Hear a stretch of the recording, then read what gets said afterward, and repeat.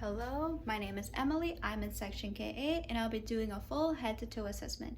So now I'm going to do a 360 of the room.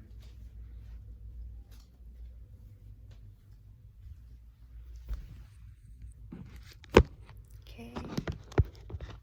Then I'm going to sanitize my stethoscope and then put some on my hands and then don on my gloves. Hello, good afternoon. My name is Emily and I'll be your student nurse today. So I'll be completing a head to toe assessment with you. Is that okay? Yes. Okay, good. Patient has consented. Can you please state your name, Natalie Altamirano, your age, 15, and your date of birth? 2006, May 2nd. Okay, good. And it matches the wristband. Do you need to empty out your bladder before we start? No. No? So I would give the client privacy if they need to change or if they need to use the restroom. So what's the reason for your visit? A checkup. Okay. So for the general survey, the patient's physical appearance, she appears to be her stated age. For sexual development, it's appropriate for her age. For her body structure, her nutrition, there's even fat distribution. And for symmetry, her body parts are equally bilateral and in relative proportion to each other. And for posture, she's sitting in the chair, arms are relaxed on her side. And her head is faced towards me, and there's no other physical deformities. And for behavior, her speech is understandable. Her personal hygiene, she appears to be clean. There's no foul odors detected. She's groomed hair, neat clothes. Can you please tell me today's date and where we are? Thursday in a hospital room. Okay, so patient is alert and oriented and can properly respond to questions I ask. And also your mental status is good and thought process. There's no fidgeting, there's no inadequate eye contact. And for signs of distress and breathing, patient does not seem out of breath. And they can form a full sentence without stopping for air. There's no distressed facial expressions, so can you stand up now? I'm gonna test your gait now. Can you walk towards me? Walk back. Now you can have a seat. Therefore, your gait is smooth and even and well balanced. And there's presence of symmetrical arm swinging. And now for the head. I'm gonna inspect and palpate your skull, okay? So for the shape of the skull, it's normal cephalic. Do you feel any pain? No. Okay, good. There's no pain, there's no tenderness, no lesions, no lumps. Now I'm gonna inspect and palpate for the hair. So as I'm looking, there's even hair distribution. The hair colors are brown. There's no infestation of any lice or any bugs, and there's no foreign bodies. Now I'm gonna inspect and palpate the facial structure. So inspection of her facial structure, I can see it's symmetrical. There's no involuntary movements. As for, I'm gonna palpate, do you feel any pain? No. No? So there's no masses. The skin has no hypo or hyperpigmentation. And as for the degree of hydration, skin seems hydrated. Good. So now I'm going to be testing for cranial nerve number 7, which is going to be your facial. So can you smile for me?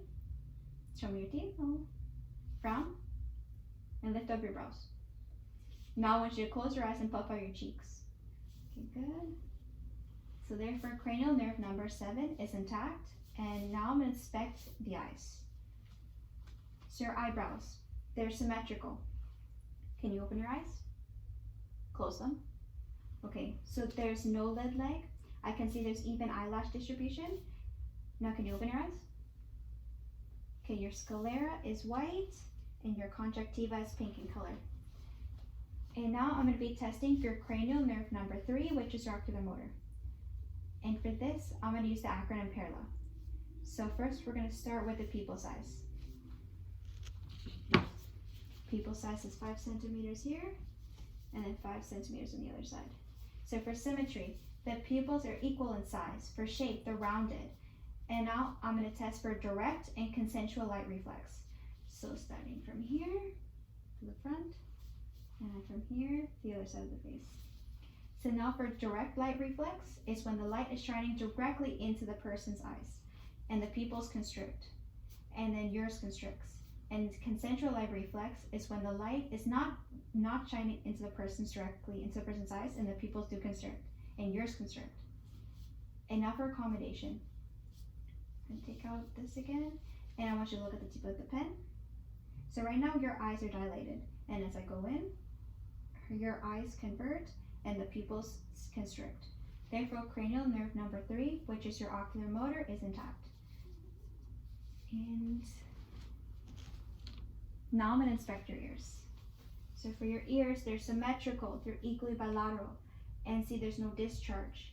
So now I'm going to palpate your auricle and your targus for any tenderness. Okay. So there's no tenderness in the auricle and there's no tenderness in the tragus. So now I'm going to perform the whisper test on you. I'm going to whisper 3 words to you in both your ears, and I want you to repeat those words back to me, okay? Red, orange, yellow. Okay, Green, blue, red. great. So now I'm going to be inspecting your nose. So your nose is midline. There's no discharge. And now I'm going to palpate your frontal sinus and your maxillary sinus. Okay. Let me know if you feel any pain.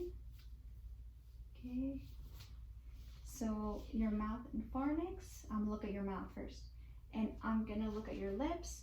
Your lips are hydrated. I can see that there's no swelling. Can you open your mouth? So your gums are pink in color. There's no bleeding. The teeth are evenly distributed. There's no looseness. There's no signs of dental cavities. Now the tongue, let me see. It's symmetrical, no signs of atrophy. Can you please show the tip of your tongue to the roof of your mouth? Okay, good. The base of the tongue is hydrated and there's no lesions. So now, can you please relax your tongue and open it? Okay, close it. So the soft and hard palate is intact and there's no lesions. So now we're going to test your cranial nerve number 9 and 10, and this is glossopharyngeal nerve and your vagus nerve. So you please open your mouth and go ah, ah. Okay. So if the patient said ah, the uvula and the south palate moves front and back. Therefore, cranial nerve number 9 and 10 are intact. So now for the next assessment, we're going to be testing your cranial nerve number 11. This is your hypoglossular. I would like for you to open your mouth. And now your tongue is midline. Can you move side to side? Okay. I want you to say light, tight, dynamite. Light, tight, dynamite. Okay. So there are no tremors. Therefore, cranial nerve number 11 is intact. I'm not going to be palpating and inspecting your neck, okay? So first, your head position's midline at center. There's no scars, there's no lesions. The skin color is consistent with genetic background. And I'm going to palpate your neck, okay?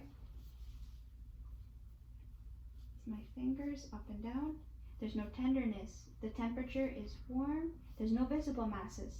I'm not going to palpate your carotid arteries. So first on this side. So perfect. The gray strength is +2 and the rhythm is regular. Now do the other side. Okay, good. So for the quality, it's equibilateral on both sides.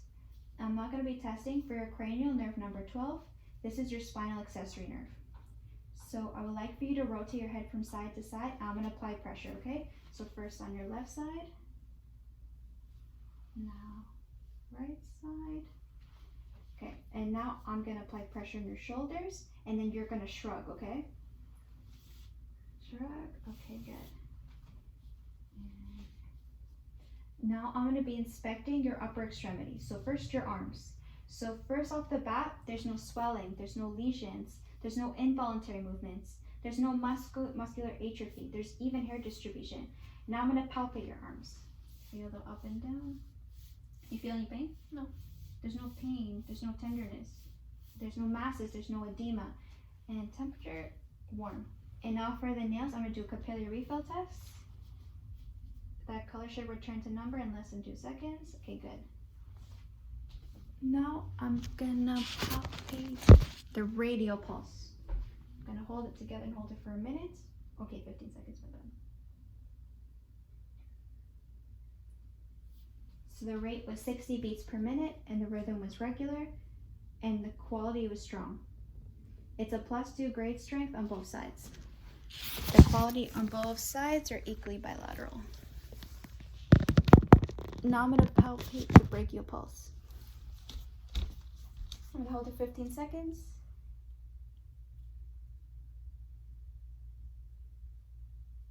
Okay, good.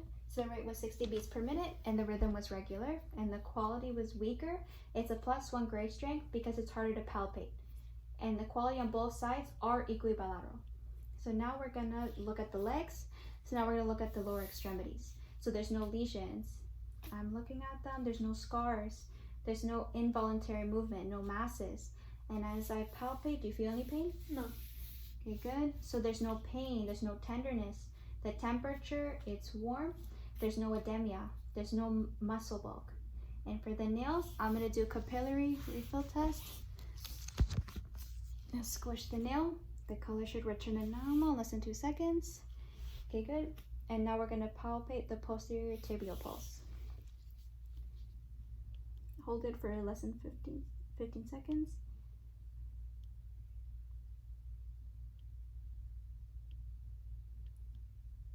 Okay, so the rate was 60 beats per minute. The rhythm was regular, and the quality is strong.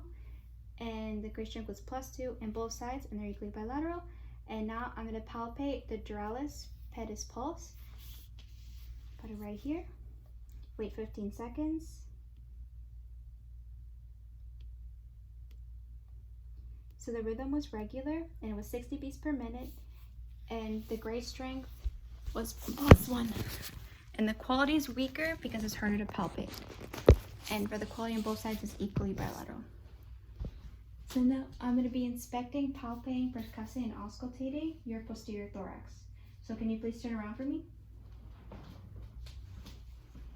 So as I inspect your posterior thorax, there are no skeletal deformities. It's symmetrical. The skin color is consistent with the genetic background of the patient. There's no pulsations, there's no lesions, there's no scarring. I'm going to inspect your anterior posterior transverse ratio.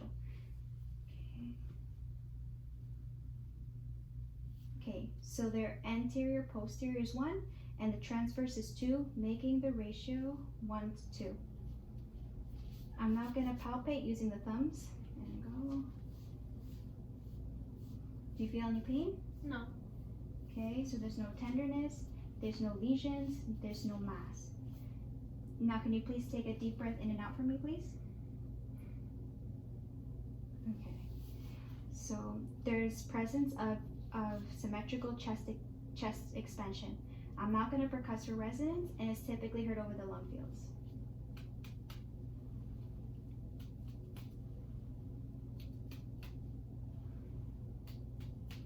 There's a low-pitched hollow sound with no dullness. So now I'm going to auscultate. So I'm going to put on my stethoscope. Okay.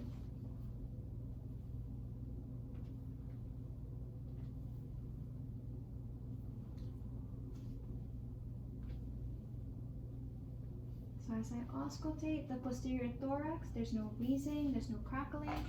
You can turn around now. So now I'm going to assess your anterior thorax. Good look.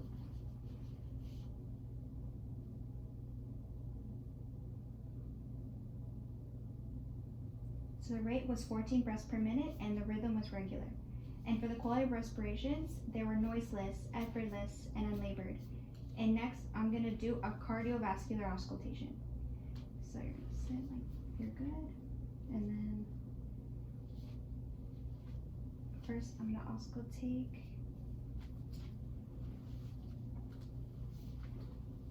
the aortic valve and the second left intercostal space, the tricuspid, in the fourth left intercostal space, and the mitral in the left intercostal space. I'm not going to describe and show where the S1 and S2 sounds are heard. So S2 is best heard in the diaphragm of the stethoscope, which makes a dub sound, and then S1 is best heard at the apex using the bell of the stethoscope, which makes the lub sound. So now I'm going to auscultate the apical rate and rhythm, which is best heard at the apex over here, the mitral.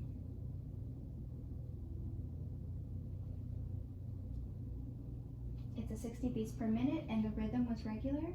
And now I'm going to listen. And now I'm going to listen for the extra hard sounds with the bell at the apex.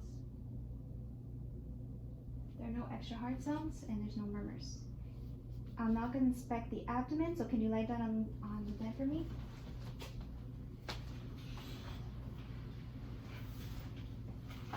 I would now drape and cover your legs and expose your stomach. So inspection. The abdomen is symmetrical. The umbilicus is midline. It's inverted. The skin looks smooth and even. There's no striae. There's no pulsations. There's no lesions. I'm now going to auscultate for breath sounds. So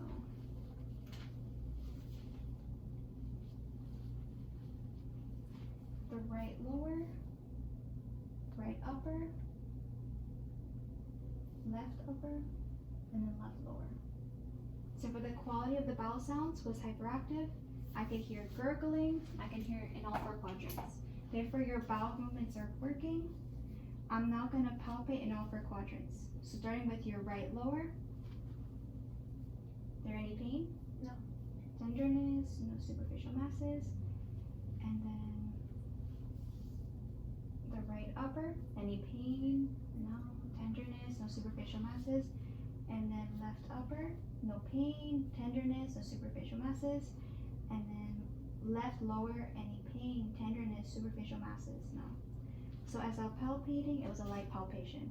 I'm now going to percuss all four quadrants for general tympany. Starting with the right lower, right upper,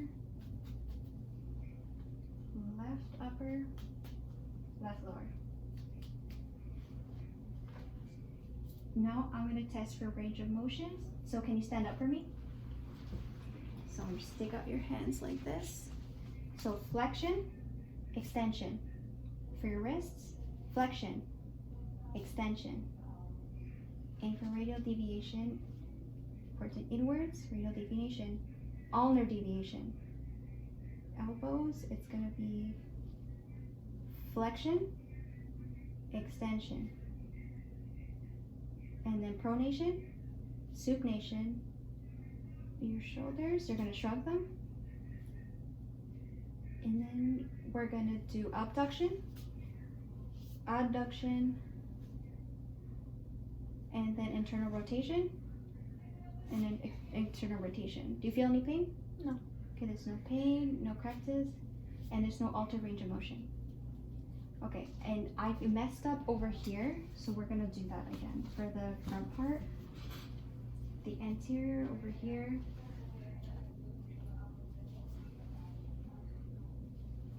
Here is the second, in the second right intercostal space, it's the meiotic, and then the aortic, and then the second right intercostal space, that is the tricuspid, and then the third left intercostal space, that's Arab's point over here, and then the 4th left intercostal space, that's the meiotic. Okay, and that's the end of my presentation. Thank you.